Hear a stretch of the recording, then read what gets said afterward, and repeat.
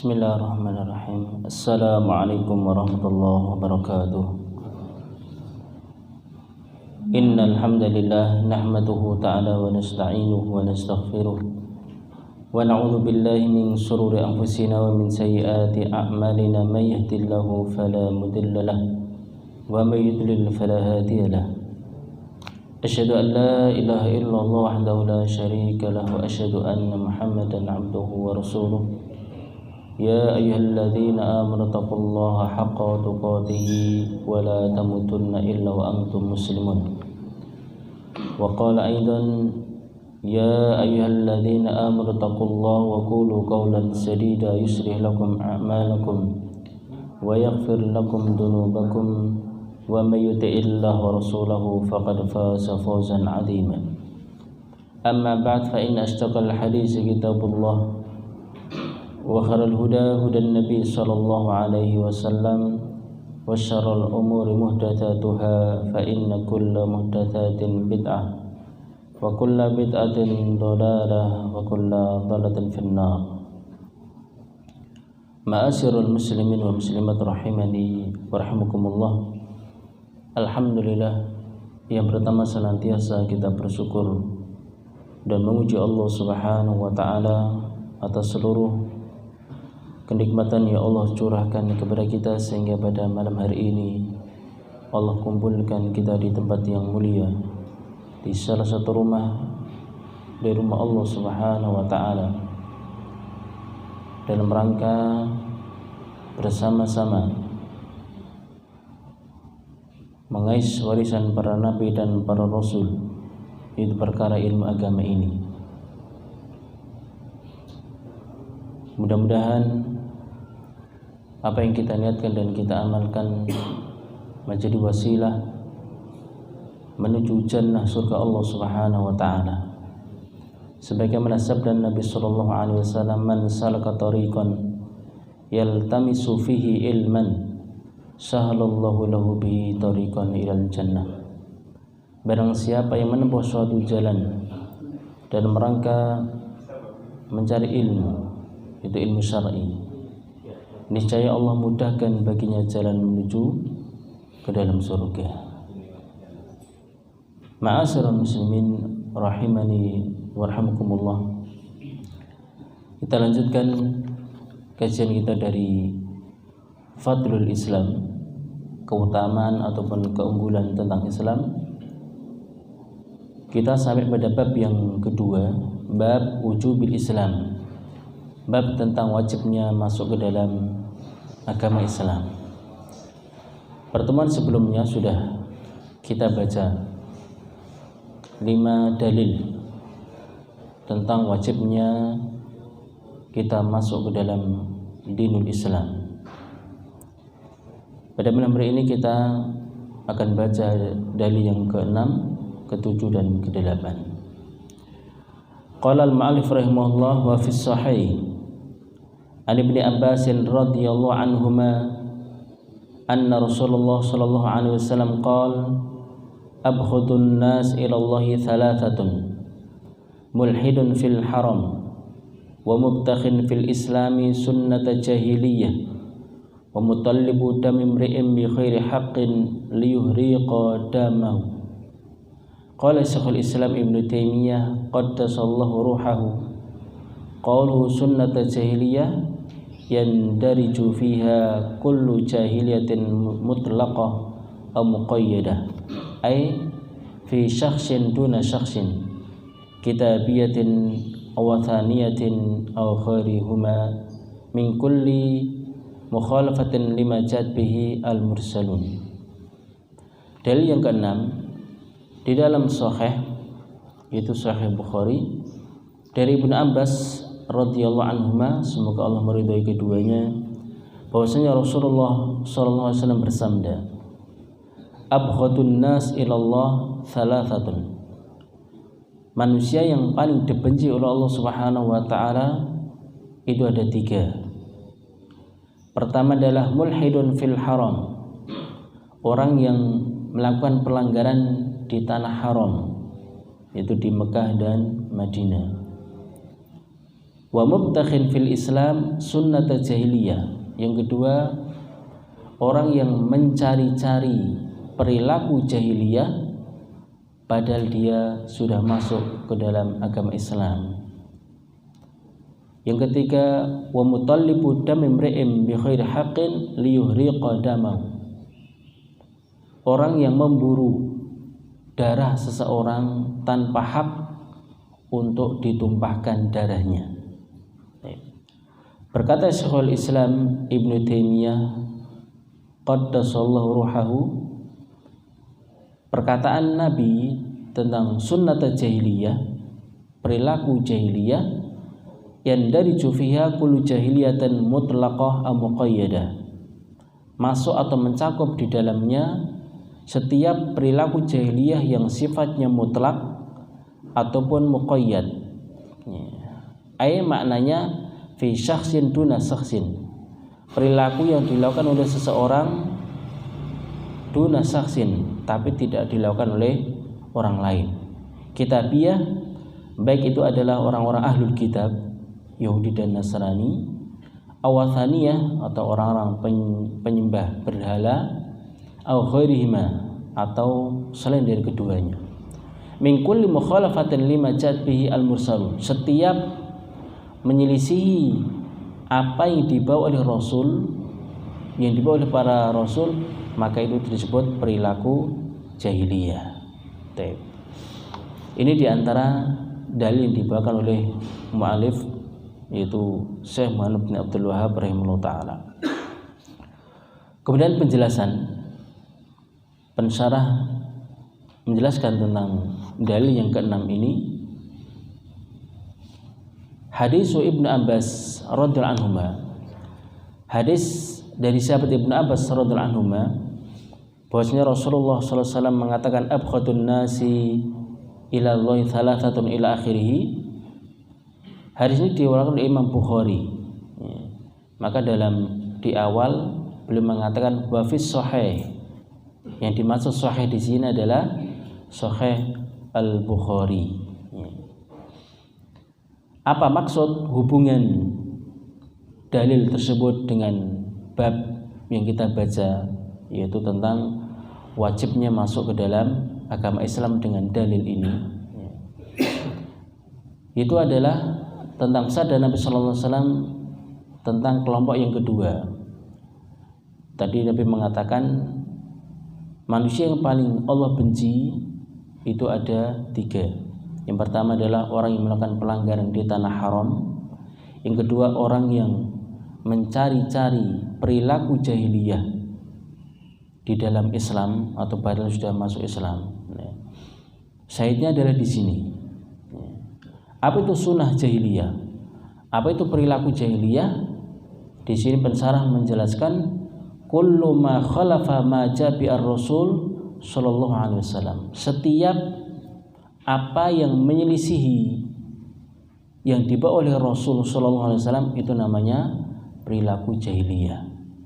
Apapun itu, ketika itu adalah menyelisihi daripada perilaku yang dibawa oleh Rasul sallallahu alaihi wasallam, maka itu adalah perilaku jahiliyah. Wa ma nusiba ilaihi min qaulin aw fi'lin fa huwa haramun. Apa saja yang dinisbahkan kepada jahiliyah, baik itu perkataan, perbuatan, maka hukumnya adalah muharram, hukumnya adalah haram. Fal aqwal wal af'al wal i'tiqadu al waridu fi khitab syara' annah min jahiliyah hiya muharramatun. Maka perkataan apa saja, perbuatan apa saja, i'tiqad termasuk keyakinan-keyakinan yang datang dalam syariat Islam, ketika itu dijelaskan adalah perkara jahiliyah, maknanya adalah perkara haram dilakukan, perkara haram untuk diucapkan, perkara yang haram ketika itu diyakini. Ketika Islam menjelaskan itu adalah perkara jahiliyah. Kenapa? Linisbatiha ila halil jahl, karena perkara itu dinisbahkan, disandarkan kepada perkara jahil. Maka di sana di antara para ulama menulis ada masailul jahiliyah, perkara-perkara jahiliyah. Maknanya ini adalah perkara yang harus dijauhi, perkara yang sifatnya adalah haram. Faman talaba fil islami sunnat jahiliyah fahuwa min abghadil khalqi ila Allah ta'ala. Maka barang siapa yang mencari-cari di dalam Islam sunnat jahiliyah, itu perilaku-perilaku jahiliyah, maka termasuk makhluk yang Allah benci. Termasuk makhluk yang Allah benci. Wa wuqu'u bughdillahi lahu la yakunu illa ala muwaqati muharraman. Dan kenapa ketika Allah membenci sesuatu pasti itu adalah perkara yang haram. Di sini pula terdapat faedah Allah memiliki sifat bughdun. Allah memiliki sifat marah. Tetapi marahnya Allah Subhanahu wa taala sesuai dengan keagungan dan kesempurnaan Allah Subhanahu wa taala, tidak sama dengan marahnya makhluknya. Ini. Fala yatarfi hadzal bughdu wa salamu minhu al-abdu illa biltizami sunanil Islam. Fayakunu islamu wajiban. Maka kemurkaan Allah tidak akan hilang, kemarahan Allah tidak akan hilang, dan seorang hamba tidak akan bisa selamat dari kemurkaan Allah Subhanahu wa taala kecuali dengan iltizam, berpegang teguh dengan sunnah-sunnah Islam. Karena ketika seorang itu melakukan atau mencari perilaku-perilaku jahiliyah, itu akan dibenci oleh Allah Subhanahu wa taala. Dan kebencian Allah tidak akan hilang, tidak akan diangkat. Seorang hamba tidak akan bisa selamat dari kebencian Allah Subhanahu wa taala, dari murka Allah Subhanahu wa taala, kecuali dia harus iltizam, betul-betul berpegang teguh dengan agama Islam yang sesuai dengan dibawa oleh Rasul sallallahu alaihi wasallam. Fayakunul Islam wajiban. Kalau seperti itu, maka masuk Islam itu hukumnya adalah wajib. Ini diantara makna ataupun hubungan dalil dengan bab yang kita bahas tentang wajibnya masuk Islam. Dari sisi mana dalil ini kok bisa dikatakan wajibnya untuk masuk Islam? Dari sisi termasuk golongan yang kedua, golongan yang dibenci oleh Allah Subhanahu wa taala adalah golongan yang mencari-cari perilaku jahiliyah di dalam Islam. Seseorang akan bisa selamat dari kemurkaan Allah, akan bisa selamat ataupun dihilangkan dari kemurkaan Allah ketika dia iltizam, betul-betul berpegang teguh dengan agama Islam, agama yang sesuai dibawa oleh Rasulullah dan para sahabat radhiyallahu anhum. Apa yang dimaksud dengan sunnah-sunnah Islam? Yang dimaksud adalah ada dua, syara'ihu wa sya'airuhu, syariat-syariatnya dan juga syiar-syiarnya. Fasunanul lati takunu finnas ba'da bi'tsatin Nabi sallallahu alaihi wasallam nau'ani. Maka sunnah-sunnah atau perilaku-perilaku yang ada pada manusia setelah diutusnya Nabi sallallahu alaihi wasallam itu ada dua jenis. Ahaduhuma, yang pertama adalah sunanul Islam, perilaku-perilaku Islam. Apa itu? Itu sya'airuhu, itu syiar-syiar Islam. Di antaranya adalah minal faraid, perkara-perkara yang Allah wajibkan. Minan nawafil, perkara-perkara yang Allah sunnahkan. Wa hadhi min mahbubatillah wa biha amar. Maka ini termasuk perkara-perkara yang Allah cintai, bukan perkara-perkara yang Allah murkai, bukan perkara-perkara yang Allah benci. Maka namanya sunanul Islam, perilaku-perilaku Islam. Apa saja yang Allah wajibkan, apa saja yang Allah syariatkan, maka ini termasuk perkara-perkara yang Allah cintai. Maka secara ringkas, apapun yang Allah cintai dan Allah ridhoi itu adalah ibadah.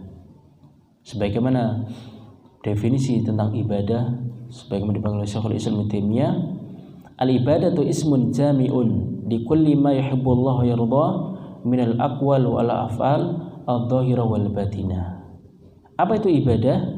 Ibadah adalah sebuah nama yang mencakup apa saja yang Allah cintai dan Allah ridhoi, baik perkataan atau perbuatan yang nampak atau yang tersembunyi, itu adalah ibadah.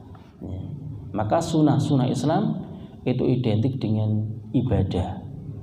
Perkara yang Allah wajibkan, perkara yang Allah sunnahkan, perkara Allah yang Allah cintai dan Allah perintahkan. Yang kedua adalah perilaku-perilaku jahiliyah. Apa itu perilaku jahiliyah? Wa hiya kullu ma khalafa ma jabi ar-rasul sallallahu alaihi wasallam wa hadhi min mabaghidillah wa masakhitihi wa qad naha anhu subhanahu. Apa itu sunnah jahiliyah? Yaitu perilaku-perilaku jahiliyah. Setiap apa yang menyelisihi yang dibawa oleh Rasulullah sallallahu alaihi wasallam itu adalah perilaku-perilaku jahiliyah. Wa hadhi min makhabidillah. Maka perilaku-perilaku jahiliyah termasuk perkara-perkara yang Allah benci dan Allah murkai dan pasti itu dilarang oleh Allah Subhanahu wa taala. Jadi secara ringkas, sunnah-sunnah atau perilaku-perilaku itu ada dua. Yang pertama adalah sunanul Islam, perilaku-perilaku dalam Islam. Apa itu? Adalah syiar-syiar Islam, syariat-syariat dalam Islam. Entah itu suatu yang Allah wajibkan, suatu yang Allah sunnahkan, atau suatu yang Allah cintai, dan itu pasti diperintahkan oleh Allah Subhanahu wa taala. Salat, puasa, zakat. Ini adalah perilaku Islam, akhlak yang baik. Kemudian infak, sedekah, belajar ilmu. Ini adalah perkara-perkara yang Allah cintai dan termasuk perilaku Islam. Sebaliknya, di sana ada perilaku jahiliyah. Apa itu? Setiap yang menyelisihi yang dibawa oleh Rasul itu adalah perilaku jahiliyah. Maka ketika itu adalah perilaku jahiliyah, itu pasti dibenci oleh Allah Subhanahu wa taala dan pasti dilarang. Dan ujung-ujungnya itu adalah perkara yang haram. Ma'asyiral muslimin rahimakumullah. Maka di sana ada hadis yang berbunyi man sanna sunnatan hasanatan falahu ajru wa ajru man amila biha wa la yanqus minhu syai'un. Barang siapa yang memberikan contoh sunnah yang baik, maka bagi dia pahala dan pahala orang yang melakukannya tanpa dikurangi sedikit pun. Sebaliknya man sanna sunatan sayyi'atan, barang siapa melakukan sunnah atau cara yang buruk, fa'alaihi wisruha, maka dia menanggung dosa, wa wisru man amila biha, dan dosa orang yang melakukannya. Maka sunan itu bisa diitlakkan kepada sunnah yang baik, bisa diitlakkan kepada sunnah yang buruk. Karena sunan itu maknanya adalah perilaku. Maka di sini pensarah menjelaskan sunnah-sunnah itu ada dua. Maknanya perilaku itu ada dua. Ada perilaku dalam Islam, yang kedua ada perilaku jahiliyah. Ma'asyiral muslimin rahimakumullah. Pada intinya dalil yang ke-6 ini, ringkasnya, kelompok yang dibenci oleh Allah Subhanahu wa taala adalah orang yang mencari-cari perilaku jahiliyah di dalam Islam. Maka ketika kita ingin selamat dari kemurkaan Allah, ingin selamat dari kebencian Allah Subhanahu wa taala, maka caranya adalah berpegang teguh dengan Islam. Maka dari sinilah wajib kita untuk masuk ke dalam Islam, melakukan apapun yang disyariatkan di dalam Islam, maka kita akan dicintai oleh Allah Subhanahu wa taala dan dijauhkan dari kemurkaan Allah Subhanahu wa taala. Ma'asyiral muslimin rahimakumullah. Dalil yang ketujuh. Qala al-mu'allif rahimahullah wa fi sahih an Hudzaifah radhiyallahu anhu qala ya ma'syarul qura istaqimu fa in istaqamtum faqad sabaqtum sabaqan ba'idan fa in akhadtum yaminan wa shimalan faqad dalaltum dalalan ba'ida. Di dalam sahih, yang dimaksud sahih di sini adalah sahih Bukhari sebagaimana yang di atas tadi. Dari Hudzaifah radhiyallahu anhu, dari sahabat Hudzaifah radhiyallahu anhu, ini namanya adalah hadis mauquf. Ketika yang mengucapkan adalah sahabat namanya mauquf. Kalau hadis atau diistilahkan dengan lain adalah athar. Kalau hadis itu harus sampai kepada Nabi SAW, istilahnya adalah marfu. Kalau ucapan sahabat istilahnya adalah mauquf dan biasa disebut dengan athar. Dari Hudzaifah radhiyallahu anhu, beliau mengatakan ya ma'syarul qura, wahai para ulama, istaqimu, istiqomalah kalian. Fa in istaqamtum faqad sabaqtum sabaqan ba'ida. Jika kalian istiqomah, niscaya kalian akan mendapatkan kemenangan dengan kemenangan yang banyak.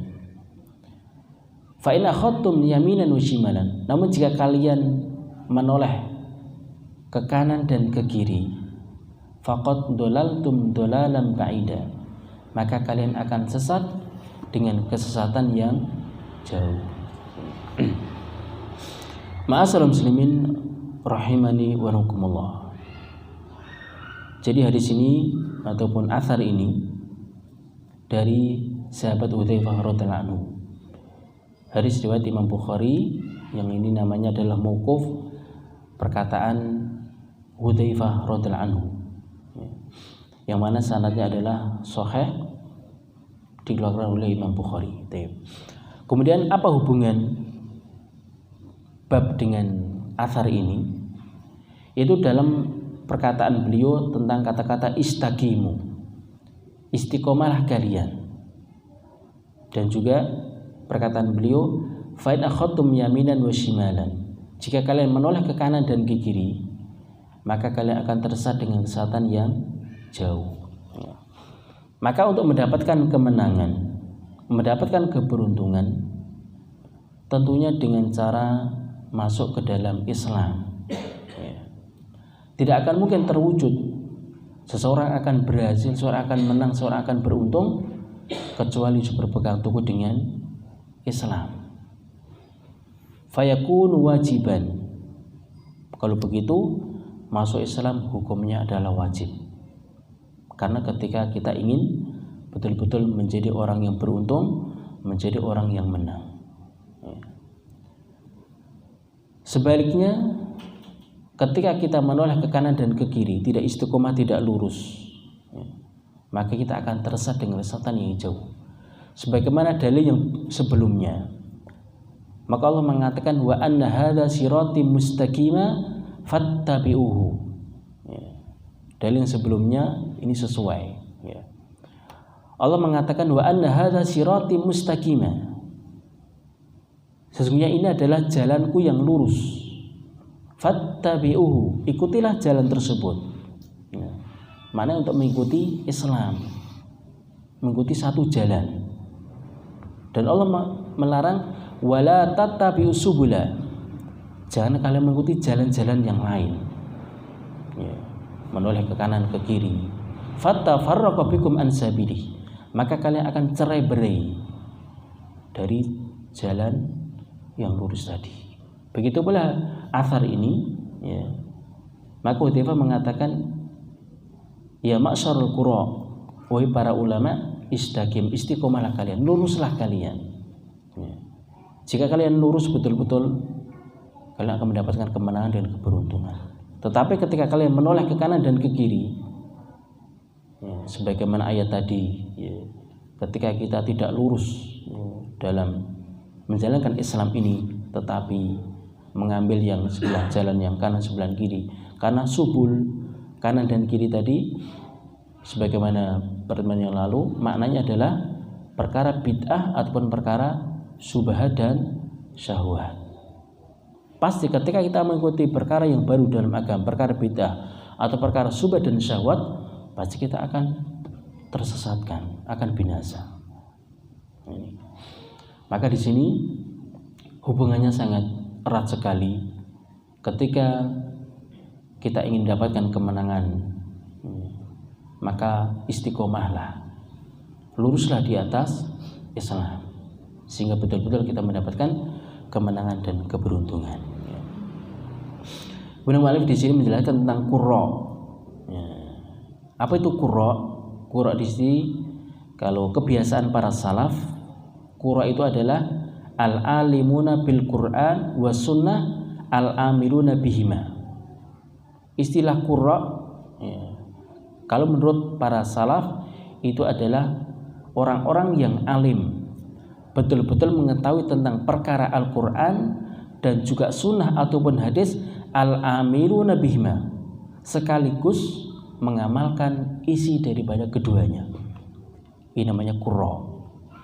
Tapi terkadang kalau di kita qurra itu ya orang yang pandai membaca. Tapi para ulama salaf, qurra itu lebih dalam dari itu. Qurra itu adalah orang-orang yang betul-betul memahami tentang Al-Quran dan juga sunnah, sekaligus mengamalkan daripada hal keduanya. Maka istilah qurra berbeda mungkin yang kita pahami sekarang ini. Qurra adalah orang yang pandai membaca, mungkin orang yang hafidh Al-Quran mungkin, tapi belum tentu mereka bisa mengamalkan daripada isi Al-Quran. Maka sebagaimana sahabat Ibnu Mas'ud radhiyallahu anhu yang maknanya, tidaklah melewati kami 10 ayat kecuali betul-betul memahami dan diamalkan. Inilah para sahabat radhiyallahu anhu. Ma'asyiral muslimin rahimakumullah.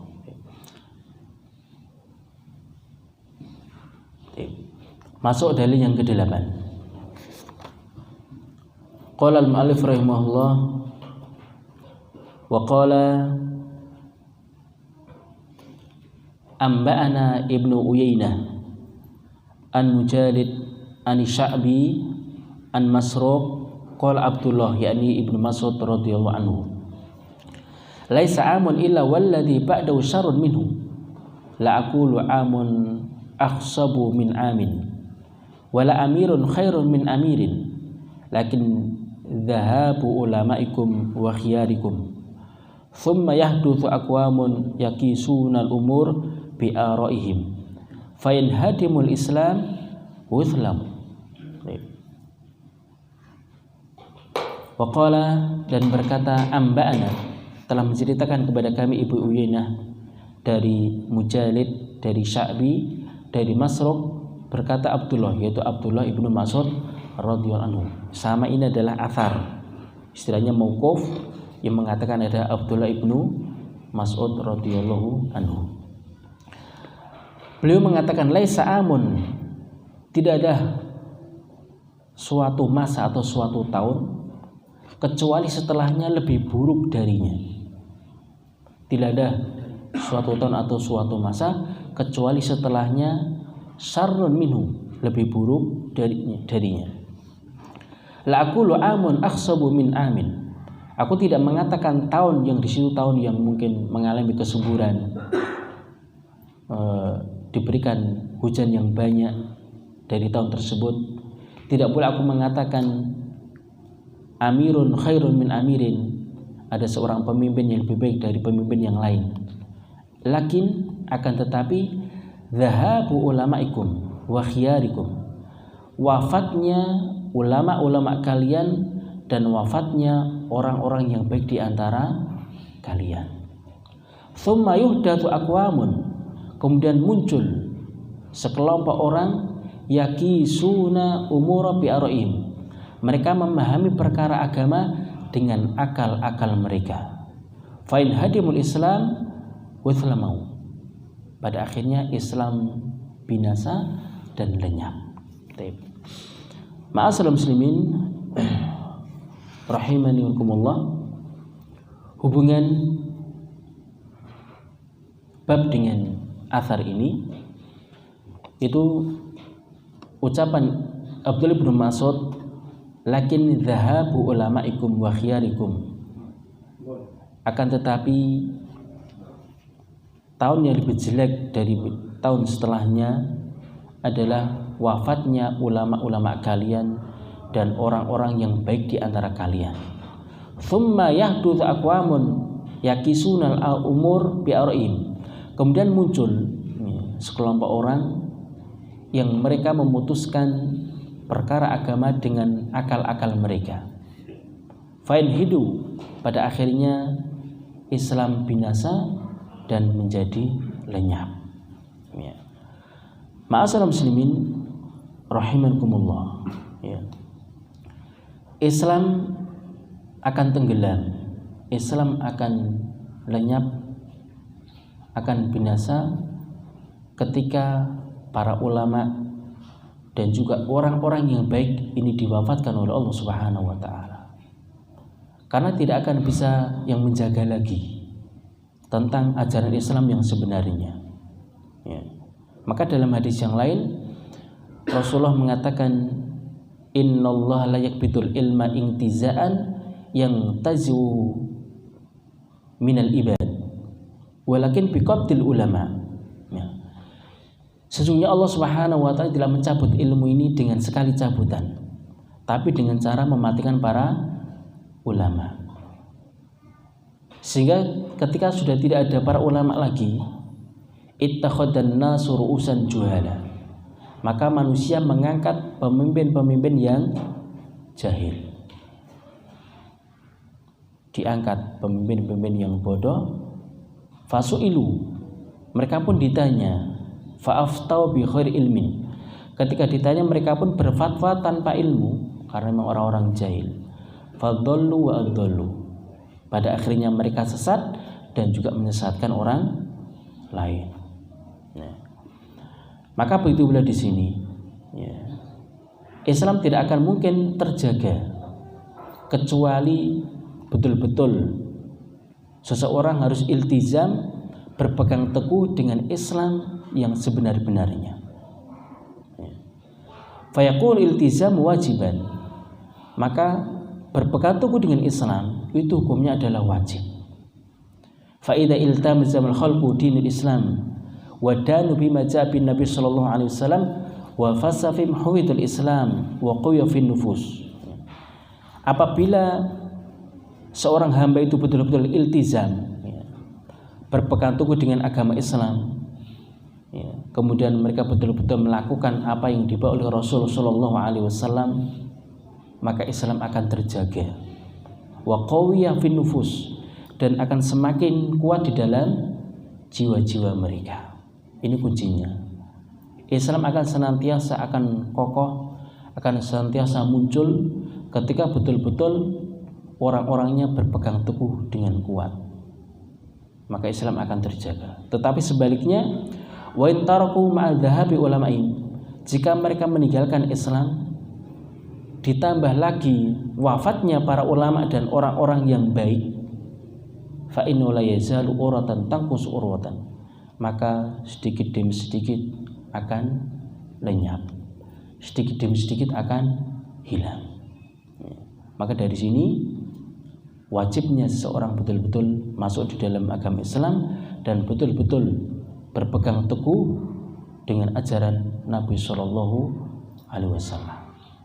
Maka dari sini pentingnya tentang perkara ilmu, pentingnya perkara ilmu agama, karena ilmu agama ini adalah merupakan harta yang paling berharga, adalah ilmu agama.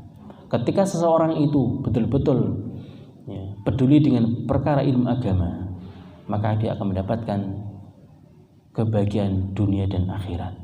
Tetapi ketika seorang itu meremehkan ilmu agama, dia akan rugi dunia dan akhiratnya.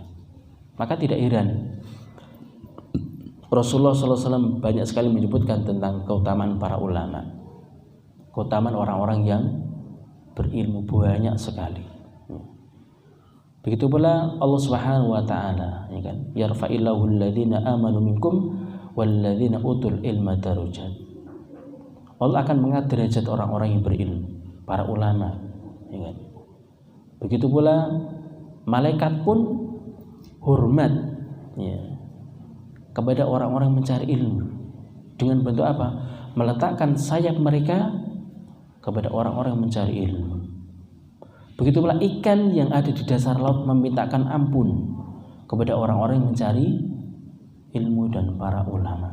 Dan masih banyak lagi keutamaan-keutamaan orang-orang yang betul-betul talabul ilmi, mencari ilmu, dan orang-orang yang alim. Ya, maka di sini ma'asyiral muslimin rahimakumullah, pentingnya kita untuk betul-betul istiqomah mencari ilmu, ya, bermajelis ilmu, ya. Lebih-lebih kalau kita bisa belajar tentang ilmu-ilmu alat, ya kan? Tentang ilmu bahasa Arab, ya kan? Kemudian mustalah hadis, kemudian tentang usul-usul, itu lebih baik lagi. Bagi antum-antum yang mungkin masih muda, ya, punya kesempatan, maka manfaatkan dengan baik. Karena Al-Quran adalah bahasa Arab, ya kan? Hadis juga bahasa Arab, ya kan? Terus bagaimana kita bisa memahami kalau tanpa belajar ilmu alatnya? Karena ilmu alatnya perkara yang penting, sehingga ada sebagian para ulama mengatakan ketika ada suatu tempat, ya kan, suatu kampung atau suatu negara yang tidak ada yang bisa belajar bahasa Arab, ya, maka akan berbeda semuanya ketika tidak ada yang belajar bahasa Arab. Ya. Tapi kalau sudah ada yang belajar bahasa Arab dan dia mampu untuk memahami, maka itu sudah gugur kewajibannya. Tapi paling tidak, ya, kita semangat, ya kan? Semangat untuk belajar, ya, yang masih muda, monggo, ya, untuk semangat belajar ilmu-ilmu alat, ya, mulai dari bahasa Arab, minimal bahasa Arab dulu. Memang meskipun sulit, ya kan, karena bukan bahasa kita, tapi pengalaman dari teman-teman yang semangat, ya, belajar ilmu-ilmu alat terutama bahasa Arab ini, kalau betul-betul dia semangat, ya, dan continue, insya Allah akan merasakan nikmatnya, dan memahami kitab para ulama itu akan lebih mudah daripada, ya, kita hanya mendengar dan mendengar. Antum nanti bisa merasakan sendiri ketika antum bisa membaca, memahami daripada kitab para ulama. Berbeda dengan baca terjemahan, ya, berbeda. Ini sedikit motivasi kepada antum semuanya, terutama yang masih muda-muda, ya, kesempatan emas bagi antum untuk mempelajari ilmu-ilmu alat, terutama pertama adalah lughatul Arabiyah, bahasa Arabnya. Ini insyaallah cukup, ya, cukup insyaallah. Bab yang kedua, alhamdulillah selesai, tentang wajibnya masuk ke dalam Islam. Ya, sudah beliau bawakan tentang 8 dalil tentang wajibnya masuk Islam. Mudah-mudahan kita dapat mengambil manfaat daripada apa yang beliau tulis dan beliau sampaikan. Mungkin ini dapat kita sampaikan pada malam hari ini, mudah-mudahan bermanfaat. Banyak kurang dan khilafan, saya mohon maaf sebesar-besarnya. Akhiru da'wana subhana bihamdik asyhadu an la ilaha illa anta astaghfiruka wa atubu ilaik. Assalamualaikum warahmatullahi wabarakatuh.